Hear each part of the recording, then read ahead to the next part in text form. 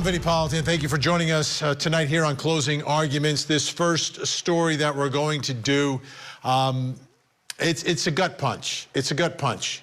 It's not going to make you feel good. It just isn't. We first reported this story last week. We have a huge update tonight. And it's a story involving this man. He's 81 years old. His name is William Brock. He is the defendant, charged with murder, purposely causing the death of the victim, felony murder, murder during a felony assault, felony murder, murder during a felony kidnapping, felonious assault, and felony kidnapping. Okay? Now, I want you to meet the victim, Lolitha Hall, 61 years old, mother of two, older sister to two, was working as an Uber driver. Was shot and later died on March 25th.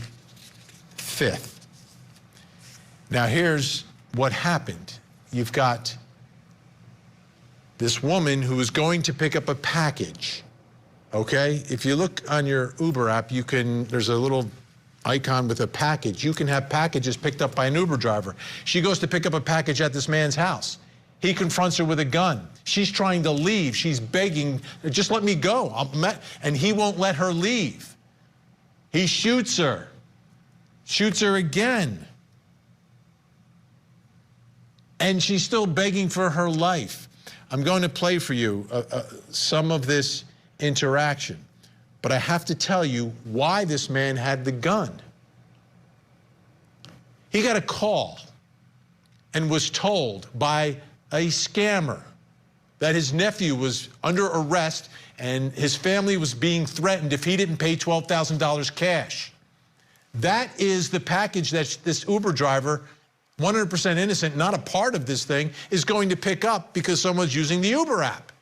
The scammer is using the Uber app to have this woman pick up $12,000 cash from this man, and he believes that she's part of all of this. I'm warning you, this is tough. Here's video of part of what happened. No, do not get up. Stop. Stop. Or I'll call 911. Stop. No, you're not leaving. Why? No, you're not. You're not leaving in my hole. Stop. Yeah, stop. Give me it. Stop. Get in there. Help! Help! Help! She's begging for her life. He calls 911. The shooter, the 81-year-old man, calls 911. I want to start by bringing in our special guest right now in New Haven, Connecticut, retired FBI special agent and lecturer at the University of New Haven, Kenneth Gray. Kenneth, thanks for coming back on this story because we now have some of the body camera video from the responding officers. And unbelievably, the scammer calls the house, and instead of the 81-year-old man picking up the phone, police pick it up. So I want to take a listen to the first one with you and get some insight from you. Let's take a look. You ready? Yeah, I'm on. Do we want to know? Hello? Yes, hello? Hello? Yes, who is this? May I ask who I'm talking to? Yes, this is the officer speaking. Okay, what officer? Yes. No, I need to know what officer, sir. You're going to be in trouble. Okay. Let me ask you this. The female you sent over here, you know who she is? Yes, I do. Okay, well, she's been in an accident. And this is actually an officer. It's Detective Cruz with the Clark County Sheriff's Office. I need you to dial a number, get this number so I can explain more to you. Hello? Hello? If you'd like to make a call, please hang Well, up. they know that she's been in an accident. All right, Kenneth, I want to begin here. They know the backstory because Mr. Brock has explained what has happened here about the $12,000. They found the gun inside. They found the $12,000 in an envelope. What are your thoughts first about how the call was handled there? So, you know, you have to play the ball where it lies. The person is calling at the time while the officers are there. And so I think that they probably played it about the only way they could have. They could have played him along further, trying to get him to provide more information. Instead, they revealed the fact that they were police and to call them back. I'm not surprised he hung up. What did you hear in his voice from the scammer? Is there anything about it that sort of struck you? Immediately, he's trying to claim that he's police and that the person that answers the phone is going to be in trouble. And so he's still trying to play along with this original scam, detailing why Mr. Brock needs to provide the $12,000. But then he goes silent when he finds out that he's actually talking to a detective from the local police there. So, you know, the jig's up. He knows that he now has a problem. He's probably trying to figure out what his next step is going to be. Now, at that point, I mean, police are not required to reveal that they're police at that moment. They can pretend to not be, right? Absolutely. So that was a tactical error on their part. As I say, they could have played it along a lot longer to try to get details out of him, to try to lure him potentially to the location. But at the same time, you know that the person has contacted Uber, so there's going to be a pathway back to that person. And so did they lose something? They lost an opportunity to try to tie him more into the case, to the extortion case. As far as to the murder, that's going to be a lot harder to do. Now, unbelievably, the scammer calls back. So let's take a listen to the second phone call from the scammer. Hello? Yes, I'm sorry, we got disconnected there. Okay. What were you saying? She was in an accident. This is Detective Cruz with the Clark County Sheriff's Office. She was taken to the hospital. I need you to call so we can get more information on her. Okay, what type of accident? It was a serious accident. We'll just say that. A serious accident? Yes. Is she okay? No, she's not doing well. Oh, no. Yeah. She just say she was taken to the hospital. What hospital is she I'm at? not going to tell you that until you meet me so I can make sure you're family or something like that. Okay, I'm going to be there, give me 20 minutes. Okay, thank you. Where is the gentleman that was there? Huh? The gentleman that lives there, where is he? He's talking to us, so I need you to come. Okay, thank you. I'll be there. 20 minutes, get ready. Let's see if he shows up. He doesn't show up. I mean, I'm trying to understand. Do they believe that this scammer is that amateur at this? I mean, was there something in his voice that might lead you to believe that this guy, you know, didn't know what he was doing? Not to me. I mean, to me, this is a detective that is dealing with the situation that she has no idea how this played out, and so she's just winging it at the moment, but lost opportunity here potentially. But at the same time, this investigation still has to continue. You have to identify who the individual is, interview them if at all possible, or they're going to lawyer up. And then charge them with the extortion, charge them potentially with manslaughter. Now, we got to hear a little bit more from the scammer this time. The first thing that struck me is, I know we always suspect a lot of these scams come from overseas. This guy's not from overseas. I mean, he's clearly, did you hear anything in his tone, in his responses that was significant? And so I was surprised at the calmness. You would think that after having set this scam in motion, to be told that the Uber driver had been injured, had been in a serious accident, and that he needed to show up there, I would have expected to have him sound a lot more nervous than that.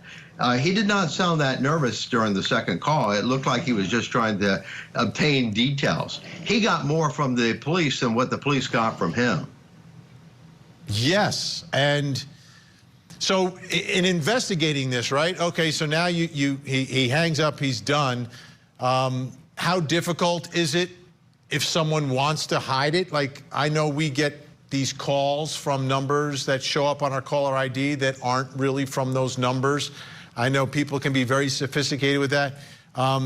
What are your concerns in trying to track down the scammer? What are your concerns about trying to get the person who is really responsible for setting all of this into motion?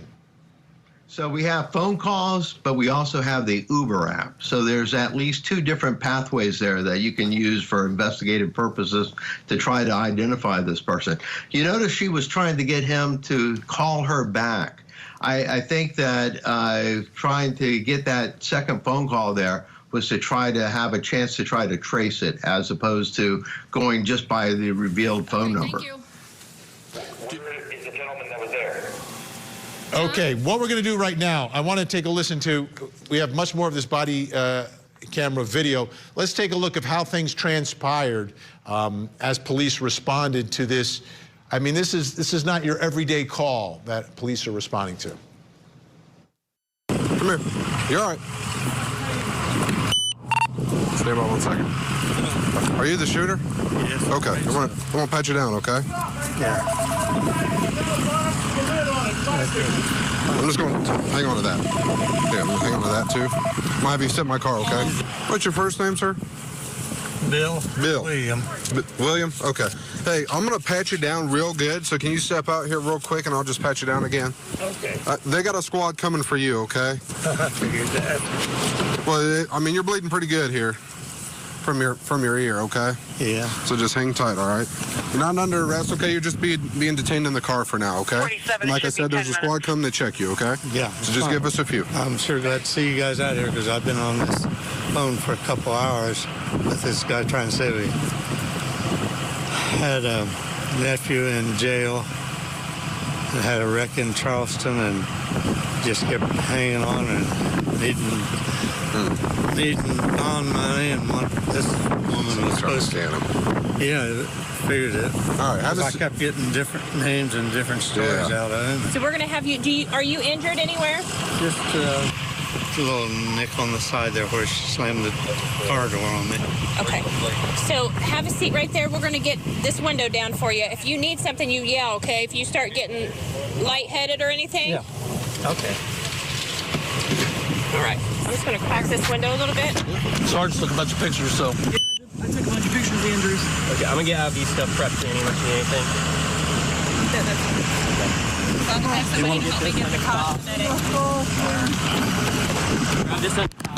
All right. We're going to get you in the back, okay? Oh, Ben.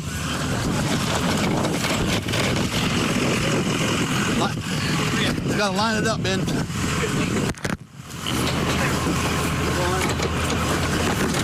We locked? You're good. Did they get the stabilized a little bit?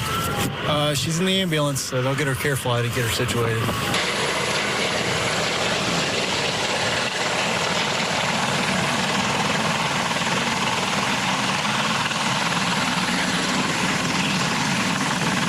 He just walked out here and just started popping around. No, he said it was a scam. Somebody called and told him that his nephew was in jail and he needed to bring $12,000 downtown. And next thing you know, he tells him that he's got the $12,000. She shows up here and tries to take his $12,000, so he shot her. He said slammed the door on his head. She slammed the door in his head? Yeah, that's why his whole side of his head is bleeding. Oh? Yeah. Oh? Yeah. We didn't go inside your home. Well, there's $12,000 of an envelope in there that I was supposed to take to Springfield. And she was sent out to Springfield this morning. Okay. And I was supposed to take it to this black vehicle in front of the courthouse. This morning.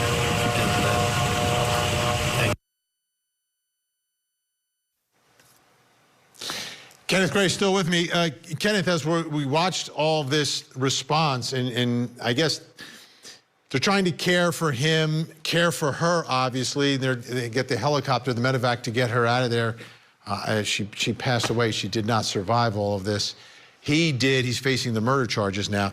But it seems like they're able to get the information and kind of understand how this whole thing sort of was unraveling that day. Yeah, absolutely. So he confirms the details there with the officer that was patting him down and putting him in the back of the car. We get the details of it, and it is consistent with the story as we know it so far.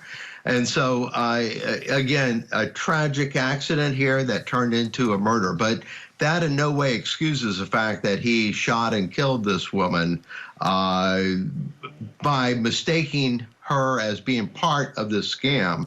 But nonetheless, in a very, very calm manner, we have learned the details about the scam through his interview and also with the other officers telling us what went on when they received the calls. Yeah, it's a lot less hectic than I envisioned it being, right? When we first covered the story, we didn't have all of this. And I was thinking this must have been, you know, very difficult to make heads or tails of what was going on. But because William Brock is so calm, he's able to give the information and everything seems to check out inside. You got the envelope with the $12,000 inside. And then the phone calls happen. So everything kind of quickly comes together for investigators. But now I think the most important part of all of this is finding the person who set this in motion. 0 to 10, 10 being you believe they'll absolutely track this person down, 0 being no chance. What do you think the chances are here? As long as he does not leave the country, I think that there's a very good chance that he will be tracked down. So I would place it somewhere around 7 to 8 that he will be identified and tracked down. There's always a possibility, though, that this person has got a head start and may be able to get out of the country and make it much more difficult. And you believe the FBI will be working on this? I think that the FBI will certainly be assisting, if not playing a chief role. I mean, after all, there are aspects of this, technical aspects of running down the Uber contact, of tracing down phone calls and such. I think that the Bureau would be assisting the local police here in this case if they need it. Well, and at the end of the day, I mean, everyone is just so sick about this. Lolitha Hall is tossed in the middle of this for no reason other than the greed of those scammers and the state of mind of this 81-year-old man now who's facing murder. Kenneth Gray, retired FBI special agent over at the University of New Haven. Thank you so much for joining us. Thanks for your insight. Thank you, Vinny. Glad to be back with you. All right, when we come back, we'll bring in our think tank tonight. And what do they think of this mess? Al Wunsch, Darnell Crossland, and Natalie Winningham-Burrell standing by. My 2 best friends were just murdered. An all-new Court TV special. We have found 2 bodies, double homicide investigation. The arrest of Richard M. Allen of Delphi. Child murder! Everyone's first reaction was, who? No criminal history. They got the wrong guy. Hiding in plain sight. He's either the unluckiest guy in the world or he was there. The Delphi Murders, the case against Richard Allen, premieres Sunday, 8/7 Central, only on Court TV.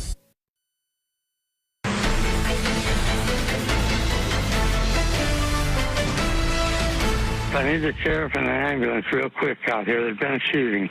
Well, I shot her in the leg the first time, and I shot her in the shoulder. Guy on the phone has been trying to get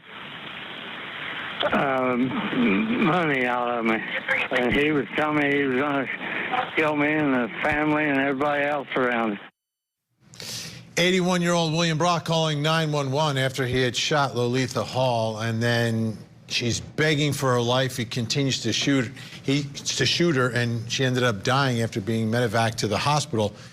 Meanwhile, he was being scammed, and there were alleged threats made to his family if he didn't comply, if he didn't pay the money. He had $12,000 in cash in an envelope waiting. And Lolitha Hall was thrown in the middle of it all. She was an Uber driver who the scammer, I guess, somehow used on an app to send to pick up the package, which was the $12,000, and bring it back to him. Scammer hasn't been arrested yet. Let's bring in our think tank. Joining us tonight, criminal defense attorney, former prosecutor Al Wunsch III. Also with us, criminal defense attorney Darnell Crosland, and attorney and YouTuber Natalie Burrell. Great to see everyone tonight. Thanks for being here. Al, this is incredibly tragic, what has happened here in this case. I'm concerned that the scammer hasn't been caught, and when the scammer does get caught, will they be able to have enough to prove felony murder in all of this with the underlying crime? Maybe not being a crime of violence or threat of violence. What are your thoughts here about how our system is handling this case? Well, I didn't like the way the police officer handled the call. I thought that was a little off-center. I would have pretended to be the Uber driver and say, listen, there's no package here or something like that. And, you know, what do I need to do? And act confused rather than making some story about the fact that there was an accident and that they was talking to somebody else. He's never spoken to the Uber driver, won't know what the Uber driver's voice is like. And if he had played that role, you may have gotten more information from him. Because at that point, he would have said, listen, all right, I'll call you back, or whatever the situation is. You know, he may have fell for it. I think the other problem is that, like, these scammers are really good at what they do. And like, sometimes that's what they get people on the phone go, well, you know, this is the police you're talking to now, buddy. And then he's like, he's playing with them. And so that's what he's doing. He enjoys that almost as much as getting his $12,000. But what bothers me most about this is that man did not call the police from the beginning. And that's the horrible thing about this, because no police officer seeking bail is going to threaten to kill your family and threaten to kill you. Okay? I mean, they don't even call for bail. I mean, you have to call. The person who's been arrested would have to call for bail, not the police department. That's why you always hear the thing about the one phone call. Yeah. I think it's going to be. But these scammers prey upon citizens who are a little bit older, and he's 81, and we saw what was going through his mind. Darnell, it's Lolita Hall is thrown in the middle of this, completely innocent. This man wouldn't have shot her if it wasn't for the scammer, yet it seems like that's the person who's going to get away with all this, and we have Lolita, who should be alive. She was just working hard, Uber, picking up a package. I have real bad taste in my mouth on this one. Yeah, well, you should. And also, I can't believe that these police officers are sitting here allowing this person to go free. Unlike Al's theory, or a little bit different than Al's theory, if the scammers thought that the money was picked up, they would want to get that money. So obviously these people could have got on the phone and said, listen, she has the money. We're going to give her a ride over to the Denny's or whatever, because, you know, I don't know, she's not feeling too well or whatever. Would you meet us there? Or what do you want her to send it to, or something? Try to get that money to them, or try to let them think they're getting that money. This lady gets on the phone and says, we're the police department. I don't understand that. And, you know, and an expert, I guess he's a former FBI, so he's, you know, said that on one hand, he said she did the best she could under the circumstances. And then I guess you got him to admit they did nothing right. And that's why I'm in. So they definitely, this guy, if they get him, which they're not, he's definitely liable for felony murder, because that's the death that occurs within the course of a felony. And this was a felony. He set it in place. $12,000 classified as a felony. So they're not going to get him, but if they did, he's definitely liable for felony murder. Natalie, there's so many bad parts to this story. Innocent people being preyed upon, and in the end, a woman loses her life. What are your thoughts here? First of all, I just want to say my condolences to the family of Lolita Hall. I hope that she does not get forgotten in this entire discourse. This is extremely tragic. She was just working. And she seemed to be a mature person herself, so a mature person still working. This is horrible. But aside from that, you know, Ohio does have a citizen's arrest law that is in place where you can detain another citizen, a regular person, if you see them committing a felony. And so he thought that she was a part of this entire felony. However, I don't think that Mr. Brock was within his rights to shoot Ms. Hall, because in his detaining her, she was not causing any danger to him. She was not threatening him. She was not armed. And so I think that the use of force continuum would apply to him in deciding whether or not what he did was wrong, and that's why he was charged with murder. And the idea that the scammers would not also be charged with felony murder and be investigated for that is abhorrent to me. They could have put a tracker on that money and finished that Uber ride and found the scammers, and they still have the ability to find them, and they should also be charged with felony murder. Mr. Brock is just as liable as they are, even though he's a victim of their scamming. He took the purposeful action of killing Ms. Hall, and he should not have done that. And so I hope that they continue their investigation and don't just rest on their laurels here. And she was doing everything that she could to try to just leave. As soon as she sees that I'm out of here, I'm leaving, I'll just go, let me go. And then begging for her life. All right, good news. Think Tank is with us the rest of the hour. Up next.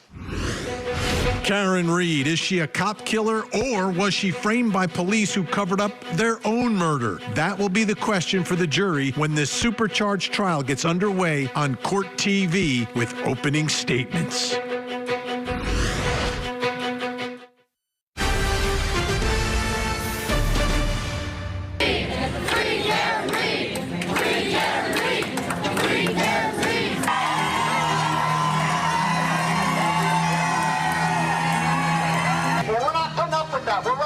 Jim McDermott, and we're not going to be quiet. We're here. We got it.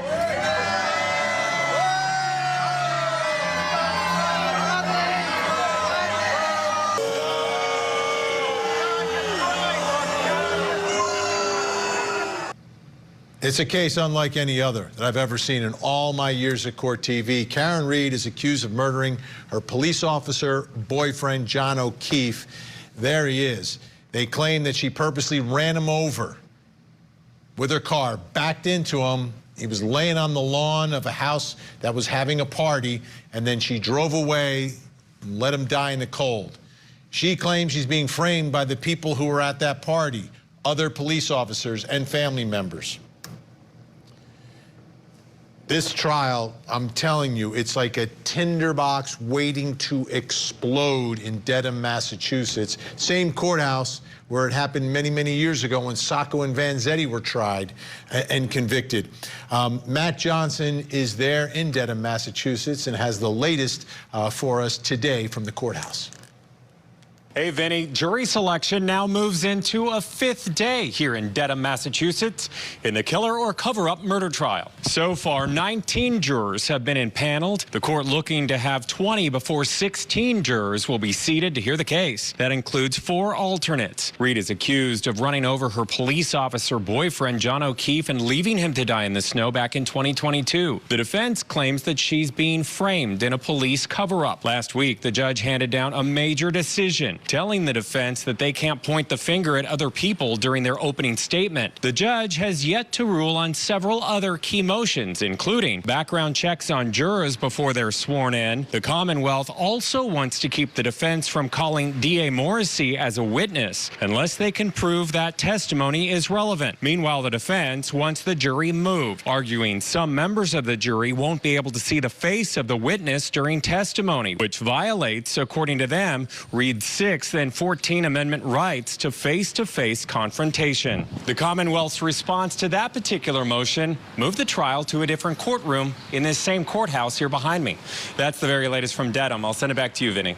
All right, Matt Johnson in Dedham. Take a look. Jury selection continues Wednesday. Opening statements expected on Monday morning. Let's bring back in our think tank Al Wunsch, Darnell Crossland, and Natalie Burrell. All right, Darnell, could you sell a police conspiracy in front of a court, in front of a jury in a courtroom? Yeah. Actually, those are my specialties. So those are like my fire sales. Those are the easy ones. In this particular case, I think that she's already got a real good groundswell, which tells me that she and me are not alone in believing that this conspiracy is possible. That's why so many people are supporting her.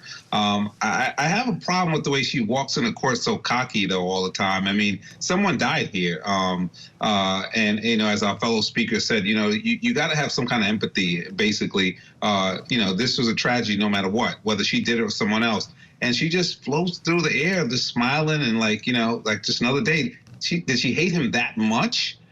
She says she doesn't hate him. She wants to find the real killer, who she believes is inside the house. That's what she's saying. Natalie, what are your thoughts in general about trials where the defense is going to attempt, I guess through cross-examination and calling their own witnesses, try to demonstrate to this jury that their client is not only not guilty, but innocent because somebody else did it, and it's the police, and they're framing her? This is really interesting because the someone else did it or alternative suspect defense is a pretty common defense across criminal cases. A shoddy police investigation is also a common defense. What is not so common is saying that the police did it and now they're framing me, right?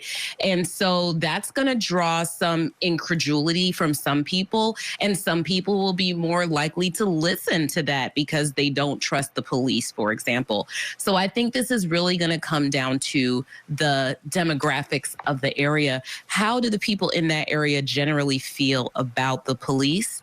And if you're already coming from people that generally trust the police, that's going to be a hard one to advance on that jury. We'll just have to see how that plays out. But I completely understand why the judge will not allow them to name particular people in the opening, because you don't know what cross-examination is going to bear out once the witnesses start testifying.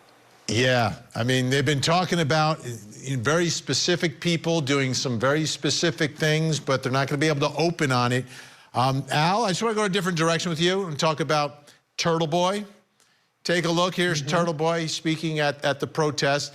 This is the YouTube live streamer who has posted video after video after video about this case, believes Karen Read is innocent, has confronted the people who were in that house.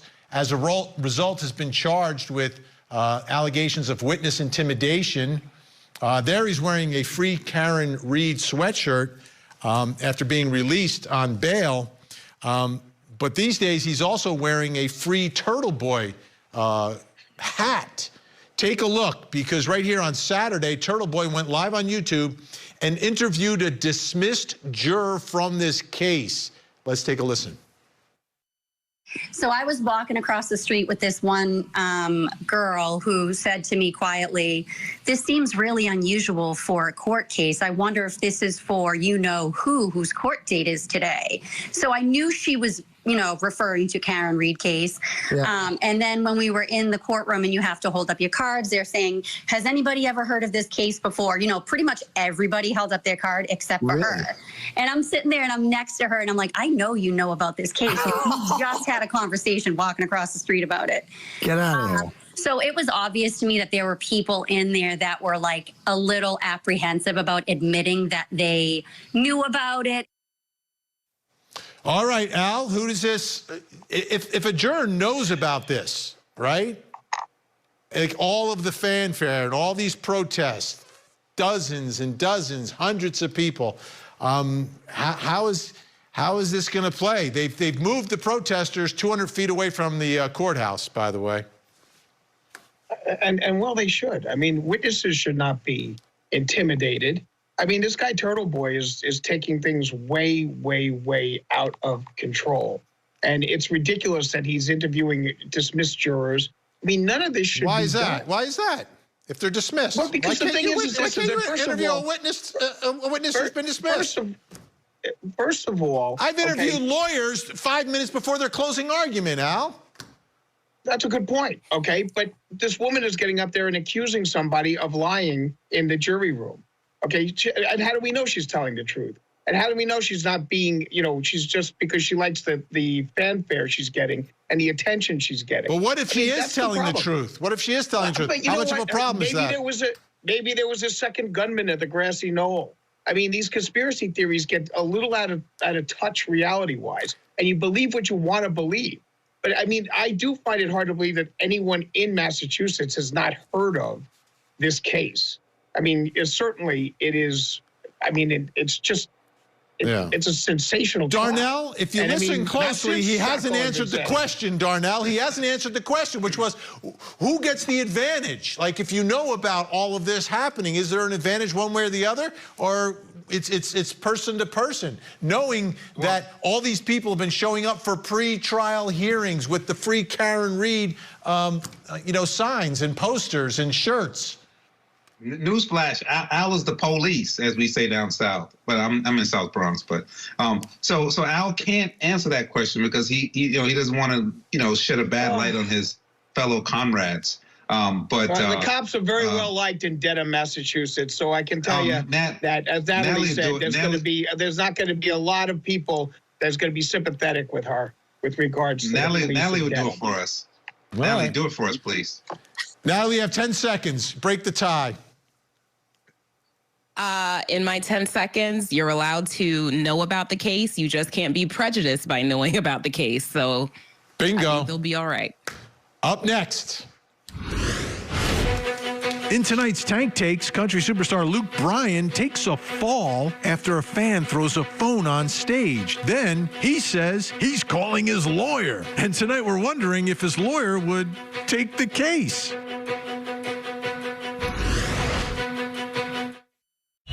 There was pounding on the door. Bang, bang, bang. He said that we'd seen his face and there was no way that he could ever let us go. I survived because I'm a born fighter. I Survive. Next on Court TV. There's no way, Morgan. I can never come up with this. We are underway in the trial of doomsday prophet Chad Daybell. Prosecutors say they will seek the death penalty. It's the doomsday prophet Chad Daybell on trial.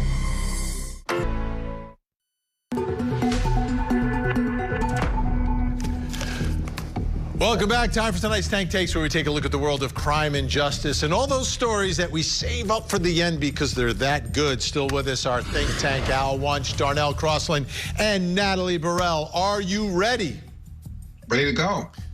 Let's get to it. First story, I'm calling this one Luke Bryan crashes. He's a country star. He was on stage. Someone threw a phone up there, and apparently he slipped and took a fall. Let's take a look.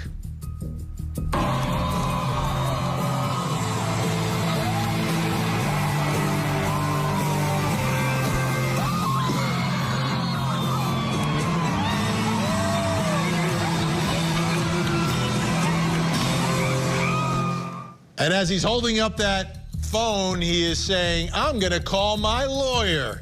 Would his lawyer take the case, Al? And I got to say this to you, because, I mean, I've never been to a Luke Bryan concert, but I did write some lyrics for you.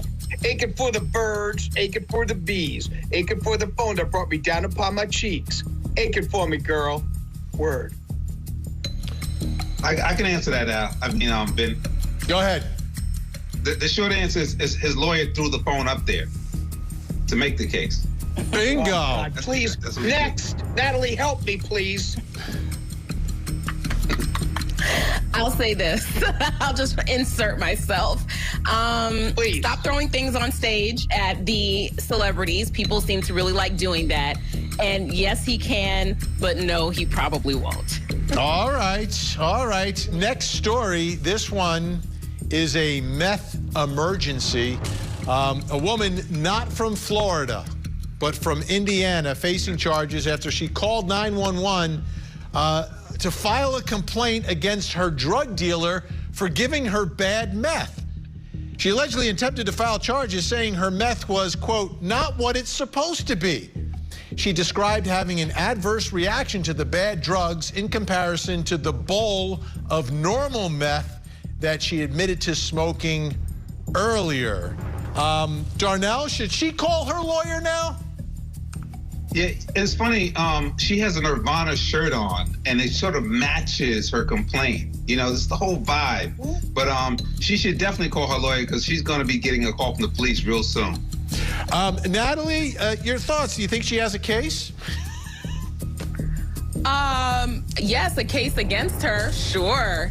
Would not want to be her attorney at this point in time. Oh, my God. Al? Well, Vin, you know, I'm going to take it from the consumer standpoint. You can't delegate customer satisfaction. And if you don't appreciate your customers, someone else will. So, okay, I see you're looking at it from that perspective. That's good. It's time for our final story tonight. I'm calling this one Car Fire. Incredible dash cam video from Minnesota. Several Good Samaritans pulled over to save a man trapped in a burning car. Take a look at this. It is unreal. On the side of the road. So what do? You see someone, you save someone. That's what's happening here in Minnesota. There's a man inside. They're shaking, they're pulling, trying desperately to get him out of the car. They still can't get him out. I mean, this is dangerous. These are ordinary citizens risking their own safety to help a fellow human being. Look at that fire just flare up, but they're not done. They're not done. They've got to get him out. They've got to get him out. And there they go, dragging him through the windshield, which they broke, and get him to safety. Unbelievable. My question tonight, Darnell, would you have stopped to save Al? Al, you have to laugh. Al, you can't laugh more than I'm laughing. But yes, Al is my brother. Al is my brother, and I would have certainly stopped to save my brother. And not one wisecrack there. That's amazing. Natalie, this was incredibly heroic. It is, and you would hope, just taking it seriously for us, you really would hope that you would be the one to step up like that, and that somebody would step up for you. Absolutely. And, what is it? They say Michigan nice? Michigan nice right here. Good Al, job, you have guys. 4 seconds. Vin, I'm the only one of this panel that actually saved someone from a fire, so that will be the story for another day. Look at that. Great job tonight, Al Wunsch, Darnell Crossland, Natalie Burrell, thank you, and Al, thank you for your service. All right. A quick update on the border migrant murder trial from Arizona. George Kelly charged with the murder of a migrant who was walking on his property. He claimed self-defense. A short time ago, the jury told the court they could not reach a unanimous verdict. The judge has now declared a mistrial. Julie Grant will have the latest on this case tomorrow morning on opening statements.